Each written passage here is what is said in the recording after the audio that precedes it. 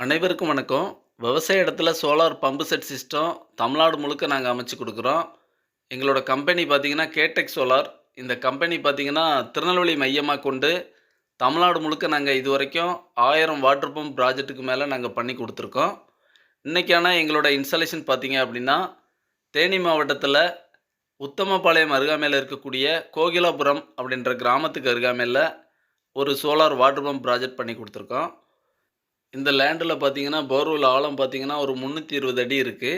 நம்ம ஒரு 280 அடி மோட்டார் இறக்கி குடுத்து, ஒரு 1 1/2 இன்ச்சுக்கான வாட்டர் டெலிவரி கிடைக்கிற மாரியான ஒரு 3 ஹெச்பிக்கான சோலார் வாட்டர் பம்ப் சிஸ்டம் தான் அந்த இடத்துல பண்ணி குடுத்துருக்கோம். இந்த ப்ராஜெக்ட்ல பார்த்தீங்க அப்படின்னா, ரொம்ப குறைவான சூரிய ஒளி வெளிச்சத்திலயும் அதிக பெர்ஃபார்மன்ஸ் குடுக்கக்கூடிய பிஎம்எஸ்எம் மோட்டார் தான் பயன்படுத்தியிருக்கோம். இந்த இடத்துல 3.3 கிலோவாட்டுக்கான சோலார் பேனல், 1 1/2 இன்ச்சுக்கான பைப்பு, கயிறு, கேபிள், மோட்டார் எல்லாமே எங்களோட ஸ்கோப்ல ஒரு கம்ப்ளீட் ப்ராஜெக்ட்டா பண்ணி குடுத்துருக்கோம்.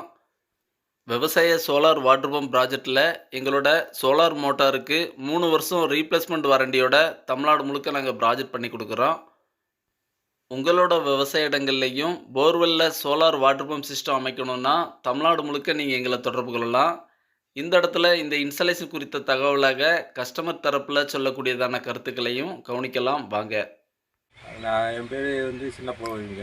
நான் கோகிலாபுரம், தேனி மாவட்டம், உத்தமபாளையம் தாலுகாவிலேருந்து பேசுகிறேன். எங்கள் தோட்டத்தில் சோலார் பேனல் போட்டிருக்கோம்.